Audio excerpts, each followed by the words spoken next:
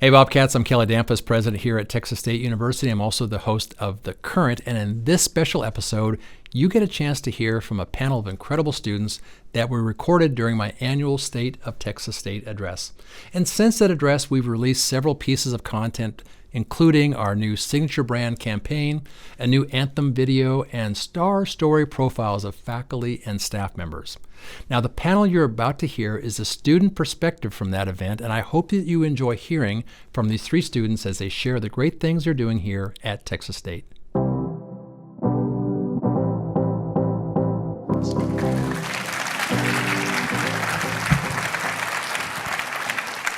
It's great to see you all here today. Thank you for being here. This is actually a special recording of our podcast that we call The Current, where I talk to faculty, staff, students, alumni, friends of the university about things that are happening at Texas State. And we thought it'd be very useful for our faculty and staff to hear something from our students. Before we start, and Sully, I'll start with you. Why don't you introduce yourself to the audience? Hey everyone, I'm Sully Allen. I'm a junior here at Texas State, and I'm an English and Education major. Hello everyone, my name's Aleah White. I'm an industrial engineer major here at Texas State, and I'm a senior.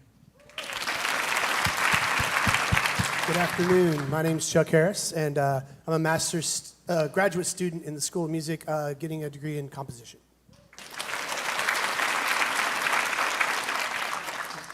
I don't know if you knew, I was talking about you when I said the students were getting older, by the way. So We are. Chuck is actually one of our staff members as well. So if you don't know, he runs Evans Auditorium. So thank you so much for all of you for being here. And so let's start with a question for all of you. What is something that that you're especially grateful for about Texas State? And Sully, we'll start with you again. I'm really thankful for all my professors here at Texas State. They've all helped me immensely on my journey here. Dr. Wilson, or Professor Wilson, sorry, Dr. Mankey and Dr. I'm blanking on his name, but those two specifically, I'll say. Those two have been the professors of my favorite classes who have really shaped what I've learned to love here. What made them your favorites? Was it because they were easy A's? No, because they were challenging. Professor Wilson, in fact, our class was so good, he said, that he made our midterm harder. And at first I was like, oh my goodness, I don't want that at all. But now, looking back on it, I really enjoyed the experience of figuring out how to do that midterm. Great, thank you. Aleah. Yeah, so not to echo Sully, but I think I'm just very grateful for the community that I've been able to develop here at Texas State, whether it been my professors or advisors like Dr. Jimenez, or my peers like Natalie and Christina, or even the friendships that I've made within my ministry. I can say I truly wouldn't have made it this far if it wasn't for them.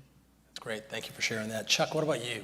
I'm thankful that the university is an employer of choice. That's a great thing, and it's thankful for the things the university provides for the staff. And I came here a couple of years ago, and the College of Fine Arts and Communication has just been such a wonderful place to work. Dean Fleming is a wonderful boss, and just really neat to see all of the things that our fine arts departments do. Yeah, and you're an example of what many of our employees are doing now, taking advantage of the tuition discount by Absolutely. continuing education. You should take advantage of that. It is a really good deal. That and the Wildcats program. So You can get an entire graduate degree for what one semester would cost. So. All right, there's your plug. All right, we're done here. So Chuck, we'll come back to you now. One of the things I love about The Current is we want to talk about an issue, but I always love starting off with finding out what someone's Texas State story is. Why don't you share a little bit about your story and what it's like being a student here at Texas State? Sure. Again, I used to work at the big university up the hill, up 35, and a job opened up down here that kind of fit my what I could do, and so I applied for it. So I've been here since the summer of 2023, and then found out about the tuition replacement, and it's just been such a really great journey. I have really great professors. Don't sleep on the School of Music here. It is fantastic. Yeah, we're seeing evidence of that already. It really is such a great place. It's the faculty there and the staff there are just really adamant about students getting a great education. And so, but that's kind of my story. I wanted to study composition, and so I got in touch with the right people, and here I am. I'm going to graduate in August. So graduate in August. Very good. Good jump in the river. Absolutely. Aleah, we talk a lot about finances and academics, about the important role that they play with retention and graduation. But we also talk about belonging, about how important it is for our students to feel like they're connected. Can you think of a time when you felt like, this is it, this is my place, these are my people, I belong here? Yeah, so for me, I went to a pretty good high school and had some great relationships with my teachers there. And something I remember is just developing a relationship outside of just being my teacher, in the sense of like we'd hang back, they'd give us encouraging advice. So coming to Texas State, I didn't really know what that was gonna look like. Coming in, I heard some people, they really connected with their professors, some people didn't.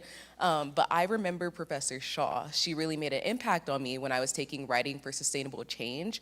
And I remember, I think it was like maybe that first week of like just starting up school, and a peer of mine hung back and she was recommending us like a donut place to check out. And even just something so small as that was so impactful for me, because she ended up even helping me think of creative ways that I could incorporate sustainability into using my major. So I'm really grateful for that moment, because I was like, man, Texas State is the place for me. That's awesome. You know, there's a lesson there about how it's not just about classes and professors teaching and so on. There's relationships that get formed, and the impact you can have, maybe even without realizing how deep that impact is. Like I just told people where to get a donut, but you go home that night and you think, man, that professor showed me where to get a donut, and even small things like that can have a positive impact. All right, Sully, I'm going to put on my Barbara Walters hat. Now, you're too young to know who Barbara Walters is, but they're not. And so,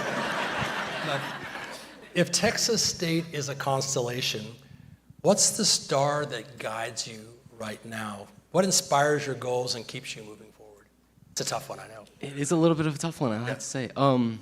If I had to say anything, I think it would be what I want to do with my life. Like, before I die, I would like to make the world a better place. And the way I am going to do that is I'm going to be a teacher. What I want to do with my students, I want to instill like kindness and empathy and like a love for learning in them. If I can do that, then I'm going to say my life would be pretty successful. So that's just what I'm striving for every day. Yeah.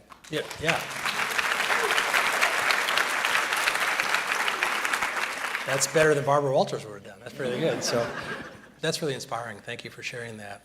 This is a question I'm going to ask each of you, and Sully, we'll start with you and Aleah, then we'll come back to Chuck at the end. Faculty and staff across campus are here today because they care deeply about students. I hope that students know that I mean, these are folks that could be working anywhere, making all kinds of money, working at other places, but they're here because they're passionate about the student experience. And I hope you're seeing that as well. But they're also curious about you all, because you all are hard to understand all the time. And so maybe, is there something you'd like to share about the student perspectives for our faculty and staff alike, about what you'd want them to know about either you or the experience of your peers here at Texas State? If I want you guys to know anything about any student ever, it's that you are someone's favorite professor or worker or whatever, what have you. You're someone's favorite, man.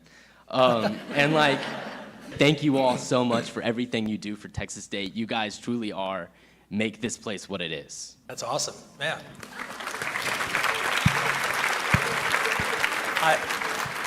I wish I could take credit for all these answers, but I'm just asking the questions. Aleah, what about you? Yeah, so I would say your enthusiasm goes a long way. I know for me, I was taking electricity and magnetism like a couple years ago, and it was one of my last classes after like 3 other classes before that. And it was rough to show up, but I appreciate Dr. Benzotti just like coming with so much enthusiasm. It made it a lot of fun, and even now, taking senior design, Dr. Trevino has been really impactful for me, whether we're taking a 5 p.m. class or 8 a.m. class. It really does help if you're super enthusiastic, because then it makes us enjoy it too. You know, you touched on something that's kind of interesting. Both of you have done this, that sometimes it's the hard classes that you remember the most, right? And I'm looking back over my time. It's been a long time since I've been in college, but I do remember some of the really challenging ones were the ones that kind of stuck out. And I didn't appreciate it at the time, you know. It wasn't until later I said, I kind of learned a lot in there. I know I earned that C, you know. So, don't tell anyone I said that. So, Chuck, what about you? Advice for our faculty and staff? I run across a lot of faculty and staff in my job as well. And everyone it's a family. Texas State is a family. It's not a big machine that runs, it runs efficiently, but it's not like a machine. It's not the mine shaft, It's like people here care about the students. I see it. The School of Music, Dr. Sullivan and Dr. Martin are both Dr. Sullivan's leadership is great. In the School of Music. He's got a great beard, too. He has a great beard, yeah. Fantastic beard. I'm jealous, but. Me too. I just want to, talk about a couple of professors that really impacted me. One is Dr. Kevin Mooney. And he told me that I was built for academia. And because I was going to just get this master's degree and go on. And so, I'm going to pursue, hopefully, another degree. And then Dr. Jack Wilds told me, I told him I was not good at theory. It's been 30 years since I've been in a theory class. And he says, you don't go to college for what you know. You go to college for what you can learn. And then Dr. Michael Ippolito and Professor Rick Hall and Professor Hank Hemsoth, our composition faculty. Most schools have one composition professor. We have 4. And it is a very important thing for people to write music and create. And so I'm just really thankful for those. You bring such a great point as well about the impact of a positive note or a message. And the people in the audience can probably think of a time where someone said the same thing to them, like, you can do this, you belong here. And that goes so much further than a chastisement. And encouragement goes a long way. Thank you for sharing that. Thank you for being so vulnerable and sharing your stories with our faculty and staff here. At the end of the podcast, I know you guys listen to it every month whenever I do this. But at the end of the podcast, we always ask listeners to submit questions for me. And so, Chuck, since you're closest, I've not seen the question. Promise, I don't know what's in there. But Karnak, you don't know who Karnak is either. So I am aging myself today. So this is a question you get to ask me, and then if it's relevant, I'll see if you guys have an answer for it as well. What is your mantra for this year? Wow. So it's interesting. So I read a few years ago a book called The One Word That Can Change Your Life. And it's a very small little book. And the idea is that you should pick a word every year that kind of drives your year. And you should, put it on a Post-it note and put it in different places, and that should be your word. And I was searching for the word for 2026. And I'm reading this book right now by Doris Kearns Goodwin, who wrote a book called, I think it's The Band of Rivals. It's the cabinet that Lincoln put together by people who weren't really his supporters at the beginning. And there's a story in there about, in chapter 2, I think it's called The Intent to Rise. And Alex de Tocqueville, who's a Frenchman who comes to America, and he's talking about Americans from a European perspective before people knew, what America would become.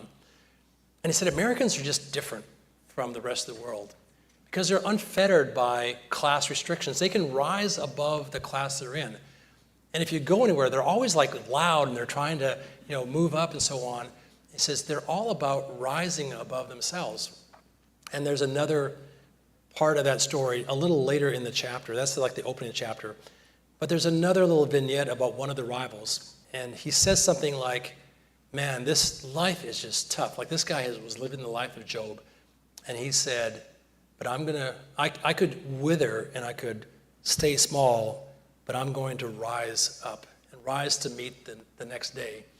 And so the word rise just kept coming back to me as I was searching. So the word rise for me, and it's not about the rising star of Texas. It's about thinking about, again, as a president, I think about how I can impact the university rising to meet challenges that we're facing. We're facing a lot of challenges, but also from a personal perspective. We had a lot of personal issues in our family this past year that were very challenging for us.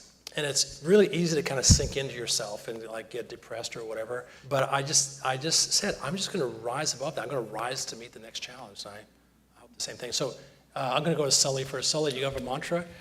I do. It came from my dad. Yeah. It is, no's are cheap. Anything I do in life, it's well, if I ask, then maybe yes. So thank you, Pops. Yeah. No's are cheap. That's good. Aleah? Yeah, so mine's is from a song called Love Yours, and I really like it that it says, no such thing as a life that's better than yours. And I just think it's so like weird being in like your early 20s because there's so many people at the same age as you doing so many different things. And I think just like being on social media, it's easy to like compare myself and be like, I need to be doing more.